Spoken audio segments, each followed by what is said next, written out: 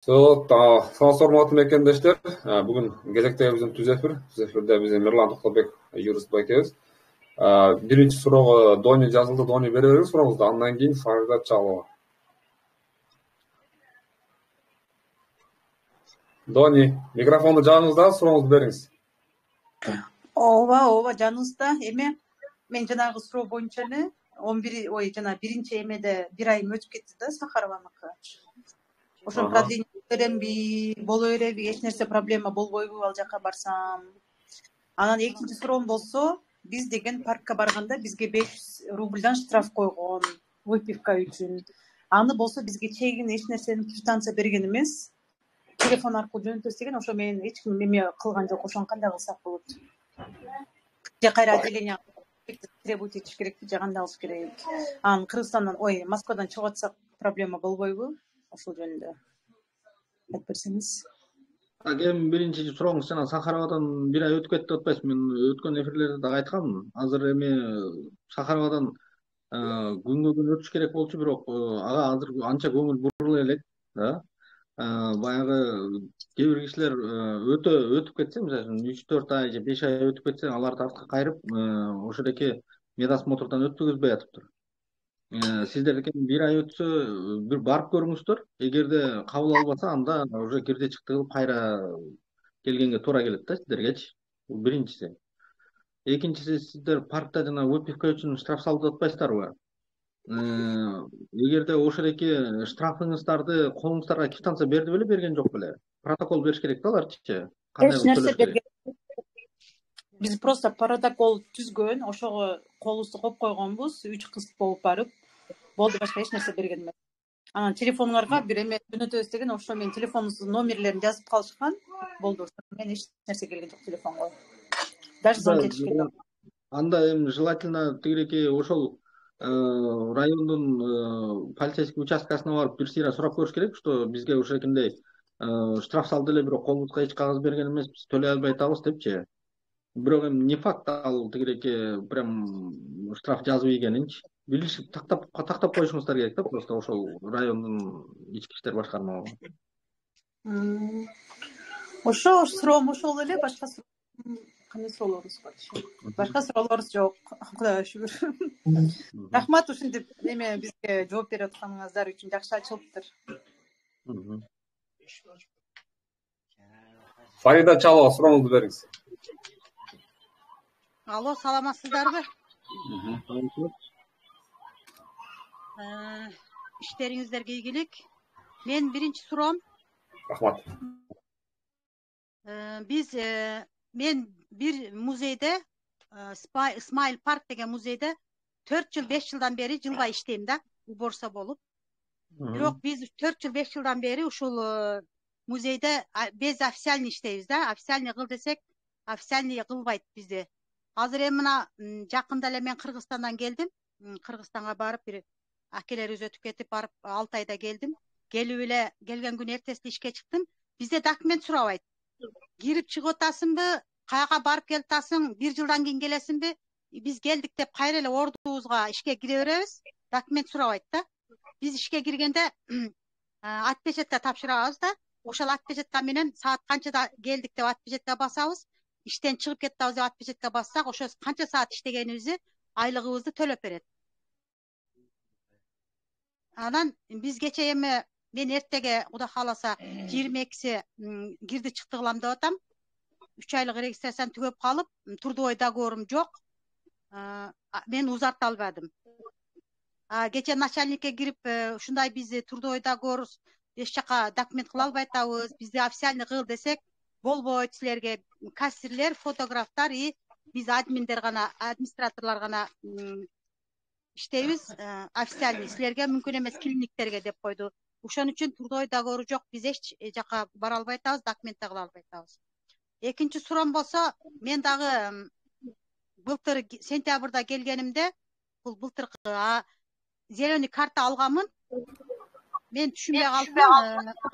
1 жылдан кийин кайрадан тапшырыштычы мемелерди, анализдерди.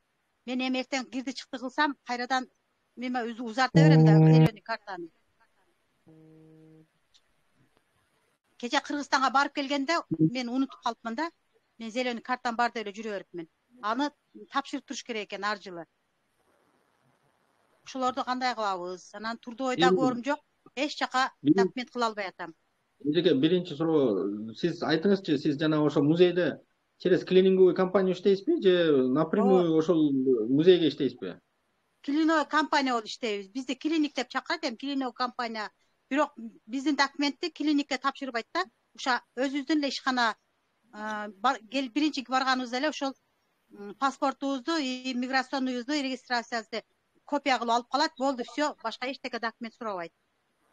Сиздердин документиңиздерди жанагы клининговый компаниячы сиздер иштеп аткан. Ошол клининговый компания жасап бериш керек, ал жерде музей жасап бербейт.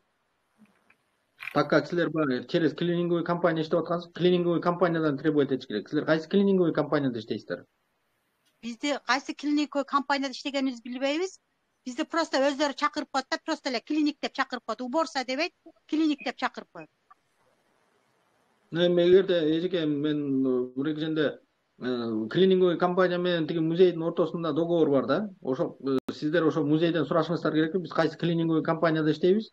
Кайсы клининговый компания аркылуу сиздерде иштейбиз? Ошол клининговый компаниянын данныйларын алып, анан ошол клининговый компаниядан требовать этишиңиздер керек да. Ошол трудовой договорду. Эгерде сиздер напрямую тиги музей менен иштесеңиздер, сиз музейдин жанагы отдел кадрына же болбосо ошо директоруна эгерде свободно кире ала турган болсоңуздар, ошол директорго айтышыңыздар керек. Кечирип коюңуз, биз мына 5 жылдан бери иштеп атабыз. Сиздер бизге баягы доступ, жанагы музейге доступ бергенде эле, это считается сиздер баягы трудовой отношения, взаимоотношения башталган да силерде, эмгек келишими, мындайча айтканда, фактически башталган. Айтасыздар, эгерде федеральный миграционный служба биздин ушул жерде иштеп атканыбызды кармай турган болсо, анда музейге ар бир кармалган киши үчүн, незаконный киши үчүн 800 000 сомдон штраф төлөш керек. Музей. Биз ошол федеральный миграционный службага ошол документти барсак, бизге ошол деп айтты. Сиздер ошол бизге трудовой договор жасап бергенге милдеттүү экенсиздер. Жасап бериңиздер деп, эгерде напрямую иштесеңиздер ошентесиздер. Жок, эгерде клининговый компания менен иштесеңиз, анда клининговый компаниядан требовать этиңиз. Булар жасап бергенге милдеттүү. Эгерде такыр жасап бербей баш тарта турган болсо, Россия Федерациясында мына биздин Кыргыз Республикасынын жанагы миграция кызматынын өкүлчүлүгү бар. Ошол экилердин өкүлчүлүгүнө кайрылып, ошол өкүлчүлүк сиздер менен барып, ошол ситуацияны түшүндүрүп, ошол музей менен сиздердин ортоңуздардагы эмгек маселелерин чечкенге атайын ачылган организация, ошону чечип бериш керек. Мен кече эртең менен кирдим. Ошо биздин өзүбүздүн офисибиз ошо ишканабыздын ичинде. Биз күнүгө ошо начальник менен саат сайын көрүшүп турабыз да. Биз кече 5 кыз иштейбиз. 5өөбүздөн кирип кече ушундай бизге трудовой договор кылгыла, бизди официальный кылгыла деп биз кече ызылдап кирдик. Кирсек болбойт. Только фотографтар и кассирлерибиз и ошо өздөрү гана неме иштей, официальный иштейбиз дешти. А силерге деди вообще мүмкүн эмес, болбойт силерге деп койду да. Биз күнүгө айтып атабыз. Мен өз келгениме, Кыргызстандан келгениме 3 ай болду. Мына эртеге дагы кирди чыкты кылып атам да, уже түгөнүп калды. Узарта албайм. Сиз эми эжеке дагы бир жолу айтам, ошол эгерде такыр тигиреки ишканаңыз болбой атса, Кыргыз Республикасынын жанагы миграция кызматынын өкүлчүлүгүнө кайрылыңыздар. Ошол экилердин специалисттери сиздер менен барып, тигиреки музейдин жетекчилиги менен сүйлөшүп, ушул маселелерди чечип бергенге милдеттүү. Хорошо? Бул биринчи. Экинчи суроо, сиз дагы мына айтып атасыз, мен каждый 3 ай сайын 3 айлык регистрациям түгөнүп калып, кайра кирди чыкты кылып атам депчи. Эжеке, бул дагы норма бузуу да. Кыргыз Республикасынын граждандары ушул границадан өткөндө жана тигиреки работа деп чызып киргенден кийин 3 айдын ичинде бир жолу обязательном порядке трудовой договор түзүшүңүз керексиз. Же болбосо ушу 27 статьянын немеси нормасы бар. 90 на 180 деп коет да. Эгерде сиз 90 күн Россия территориясында эмгек келишим кылбай жүрсөңүз, кийинки 90 күндү сиз границадан чыгып кетип, Россиядан чыгып кетип, Россиянын тышкары болушуңуз керек. Түшүнүңүзбү? Эгерде сиз кайра ушинтип 3 айлык кылып кирип чыга бере турган болсоңуз, акырында сиз черный списокко түшүп кетесиз да. Кире албай каласыз Россияга. Бул эки. Анан үчүнчүсүн жанагы сиз суроо берип атасыз, мен Сахаровадан зеленый карточканы унутуп калыптырмын, өтпөй калыптырмын депчи. Эми сиз азыр все равно кирди чыкты жасап келет экенсиз да. Туура айтамбы? Кирди чыкты жасап келгенден кийин ошол эки жаңы миграционкага жаңы регистрация кылып эле анан сразу ошол эки Сахаровадан өтүп койсоңуз болот. Биз Сахаровадан эмеспиз, биз Санкт-Петербургтабыз. Санкт-Петербургта болсоңуз, анда жанагы немеден өтөсүздөр да, сиздер жанагы Красный текстильщиктен өтөбүз. Красный текстильщиктен өтөсүз. Ооба, ошеден өткөнбүз. Сияда Саян суроңузду бериңиз. Азыр турам. Assalamu alaikum. Мен күлөм эле. Мен ошо келгениме мына 28-нде 3 ай болот. Келгенде мен ошо Красный текстильщикке барып, баягы отпечатка баарын тапшырып бүткөндөн кийин рентгенге келгенимде өпкөңдө бир дак бар экен деп бир жерге айдашты, туберкулезный. О жерге барсам, олар да тартып туруп, олар да башка жака жөнөттү. О жерге барып дагы аппаратка түштүм. Олар эми айтып атат, азыр бир врачка көрүнүп, сен лечение алышың керек деп атат. Мен ошо мына күтүп атат да регистрациям 3 айлыгым. Ошол справка менен жүрө берсем болобу? Негизи ал справка менен жүрө берсеңиз болбойт. Ал справка сизди Россия Федерациясында кандайдыр бир жүрө бергенге уруксат берилүүчү кагаз эмес. Түшүнөсүзбү? Сиз желательно эми азыр эми ошол эки жана өпкөңүздө дат бар деп тигиреки неме чыгарып атпайбы? Сиз азыр эми Роспотребнадзордун немеси аркылуу сиз азыр черный списокко түшөсүз.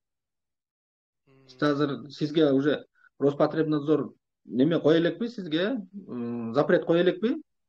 Жок. 28-нде чыгып кет деди да алар.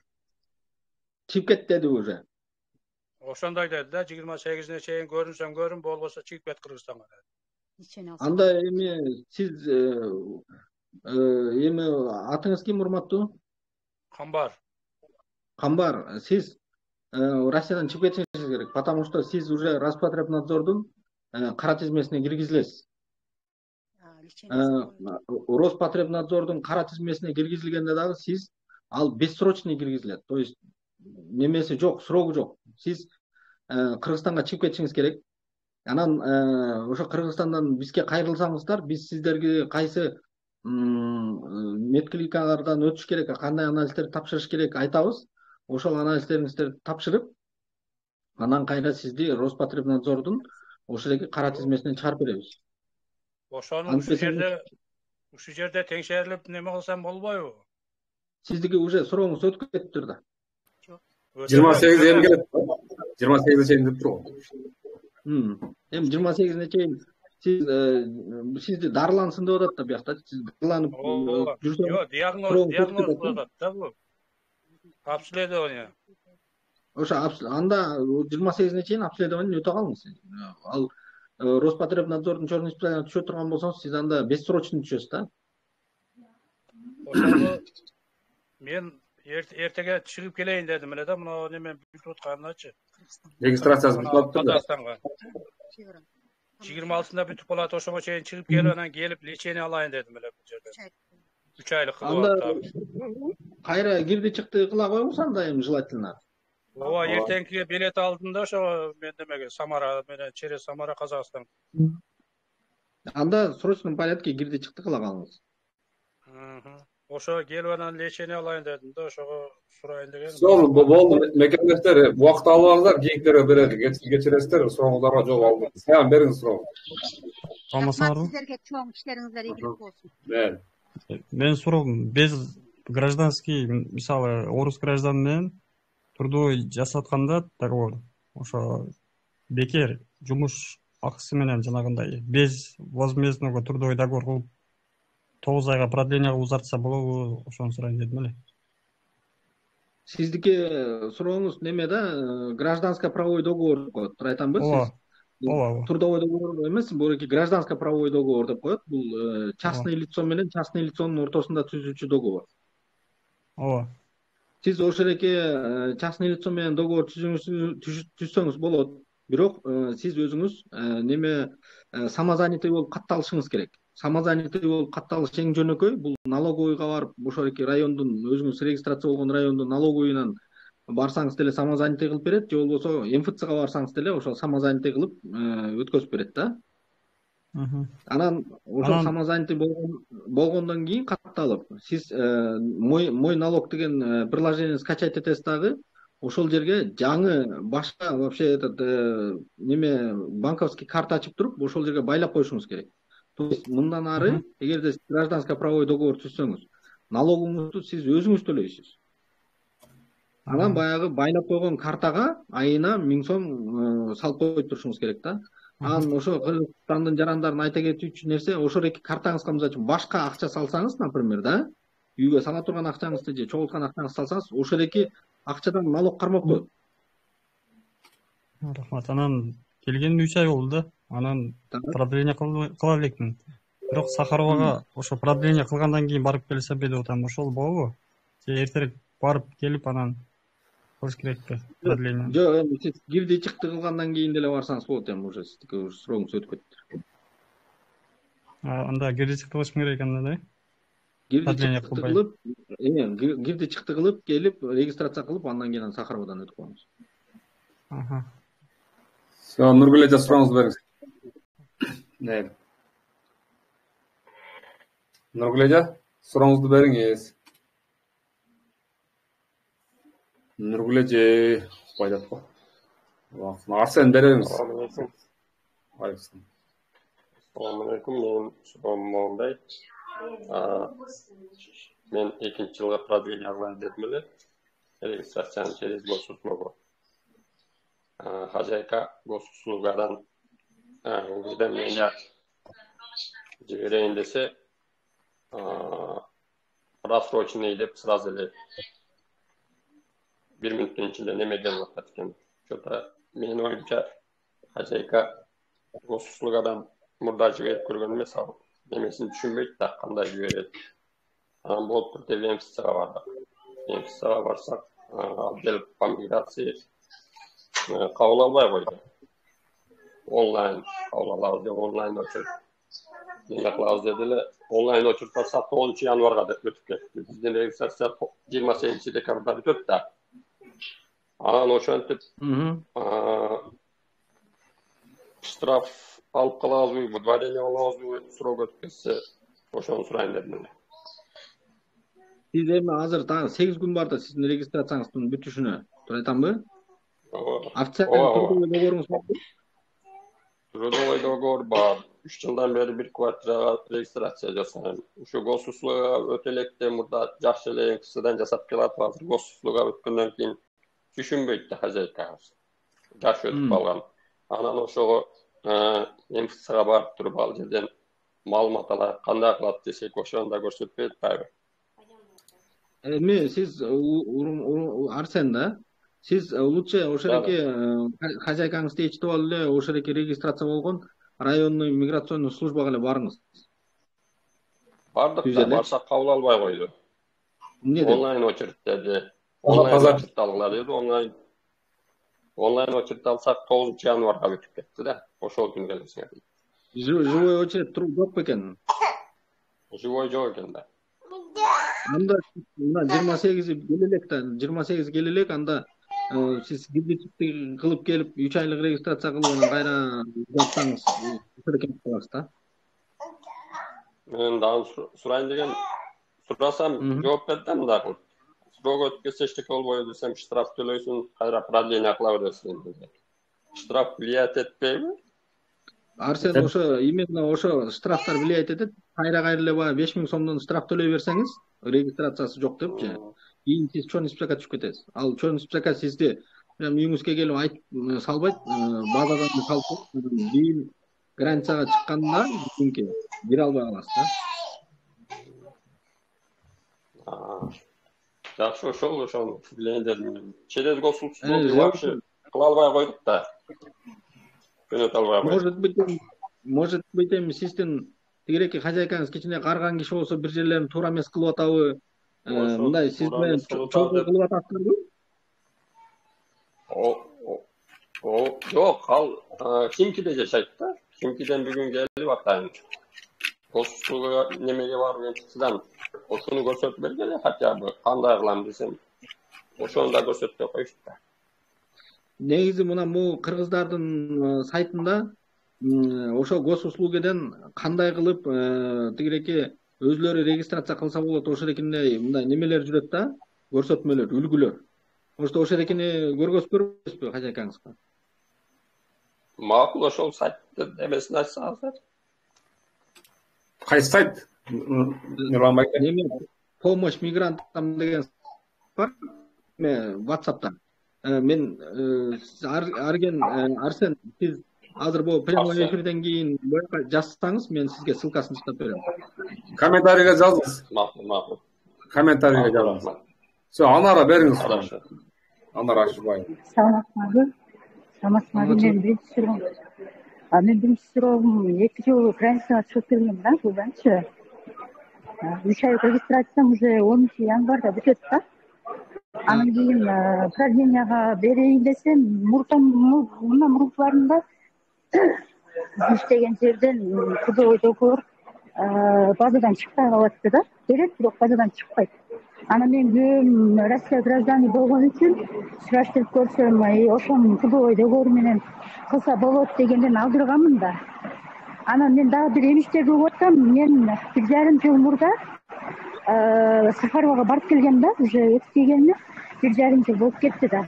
Анан ошол ойлондуруп атат да, эми эртең продленияда ошонун медсмотрин сурап калбайбы, кандай кылат деп ошону сурайын дегем да. Анан ошол күйөөмдүн трудовой договору менен узартсам боло береби?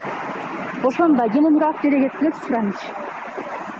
Мындай да, сиз айтып атпайсызбы тигиреки өзүмдүн трудовой договорум базадан чыкпай калып атат депчи. Сиз биринчи ошол маселени тактап көрүңүз, эмнеге чыкпай калып атат? Может, сиздин жумушуңуздагылар уведомление бербей коюп атабы тигиреки немеге, федеральный миграционный службага, потому что мындай по порядку берилген трудовой договордун баардыгы эле базадан чыгат да. Эгер чыкпаса, мисалы үчүн аны жана отдел кадр барып ошол федеральный миграционный службадан уведомлениясын берип аттырбы же почтадан эле жөнөтүп аттырбы? Ошол экини тактап көрүш керек. Бул бир. Экинчиден да эми баягы Кыргыз Республикасынын граждандары өзүнүн үй бүлө мүчөлөрүн өзүнүн трудовой договору менен регистрацияга кое алат. Бирок сиздин жолдошуңуз Россия Федерациясынын гражданы, туура айтамбы? Ал трудовой договор менен эми сизди регистрацияга коюш кыйын да, потому что ал кишиге миграционный тигиреки немеге жөнөтүлгөн эмес да, миграционный службага уведомление жөнөтүлгөн эмес да, трудовой договордо. Алло, Анара угуп атасыз да, Угуп атам.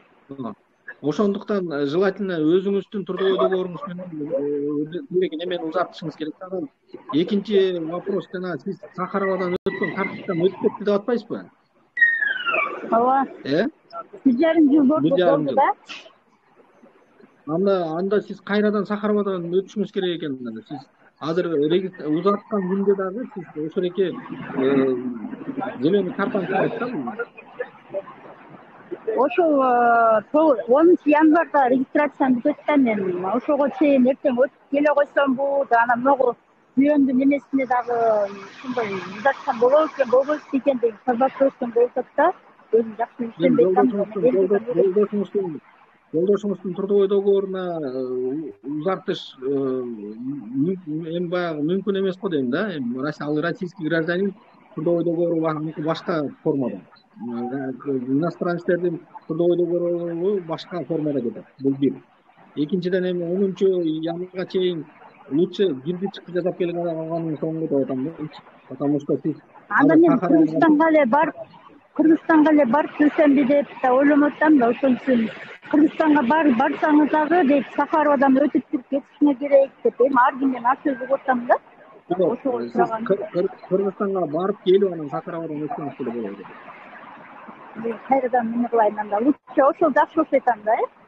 Желательно ошо Кыргызстанга барып келип, анан Сахарабадан өтүп, анан трудовой договоруңузду жакшылап жасатып туруп, анан регистрацияңызды жасап алганбыз. Элде сатып алып турушат-го, алар болбойбу? Биз сураганда болот, жолдошуң, бирок записи болуш керек эди. Бизде запись дагы бар. Күйөөм Австралияда 15 жылдан бери иштейт да, государственный жумуштачы. Анара эдике, эгерде сиз Кыргызстанга барып келип туруп, регистрацияңызды жакшылап алууга лучше вид на жительство тапшыруу керек. Сиз основанияга келип барып вид на жительство алып алсаңыз, мынтип кыйналбайсыз. Вид на жительство силер бул бере аласыңар эгер Кыргызстанга барып келгенден силер менен байланышса. Биз менен байланышыңыз Кыргызстанга барып келгенде бардамыз беребиз. Биздөгү өзүбүз хозяйка кылып берет да, жашаган жерибизгечи, өзүбүздүн квартира сымай кеткенбиз, ушул жерде кылат да дайыма регистрациянычы. Siz Anara boldu neme kılaylı? Kıskara kılalım canım. Büyük oldu çoğu. Pro. Yekler boşluk turasından keyin. Mayda maço. Kırgızстанга барып келейин анда. Барып келсеңиз